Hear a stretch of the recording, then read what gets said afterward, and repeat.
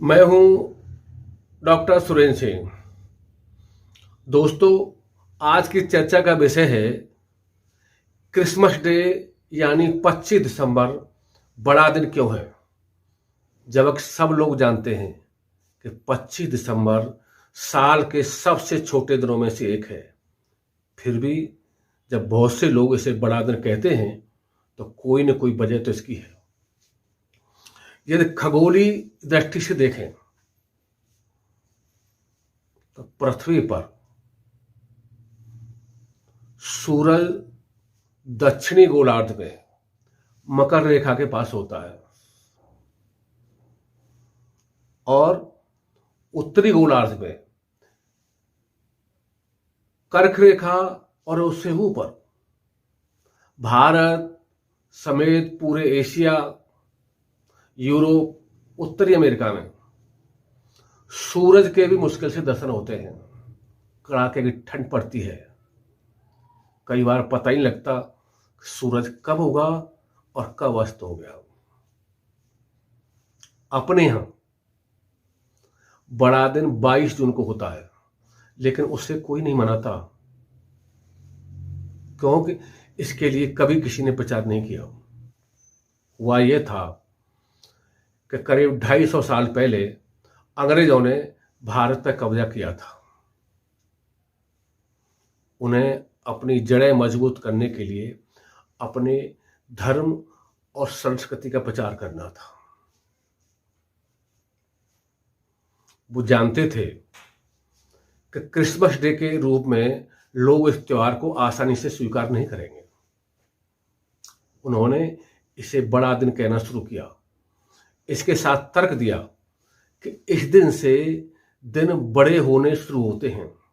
यह बात सही भी है और इस तरीके से बात चलने के लिए क्रिसमस डे यानी 25 दिसंबर त्योहार के रूप में ईसा मसीह के जन्म को याद किया जाता है। ईसा मसीह दया, करुणा और मानवता के प्रतीक है। लेकिन यह किसी को ज्ञात नहीं है सही कि उनका जन्म कब और कौन सी तिथि को हुआ। आमतौर पर माना जाता है कि उनका जन्म ईसा से 2 या 7 वर्ष पहले हुआ या इसके बीच में हुआ। इन्हें किसी कुंवारी कन्या ने जन्मा था, लेकिन लोक लाज के भय से इन्हें अस्तबल में रख दिया गया। कुछ लोग ये भी कहते हैं कि इन्हें सबसे पहले गुफा में देखा गया। कुछ लोगों का कहना है कि 25 दिसंबर को इन्हें सूली पर चढ़ाया गया था, जब कुछ लोग मानते हैं कि सूली पर चढ़ाए जाने के बाद 25 दिसंबर को ये पुनर्जीवित हो गए थे। अनेक तरह की बात है, लेकिन 25 दिसंबर को क्रिसमस डे के रूप में मनाने की शुरुआत सन 218 से 222 के बीच सम्राट एलागाबलुस के समय में हुई। इसके बाद ऑर्लियंस के समय में इसने बुलंदी को छुआ। इंग्लैंड में एक दौर ऐसा भी आया जब नैतिकतावादी शासकों ने 1647 में इसके आयोजन पर प्रतिबंध लगा दिया। उसके बाद चार्ल्स द्वितीय ने 1660 में यह प्रतिबंध हटा लिया। अमेरिका में अमेरिकन क्रांति के बाद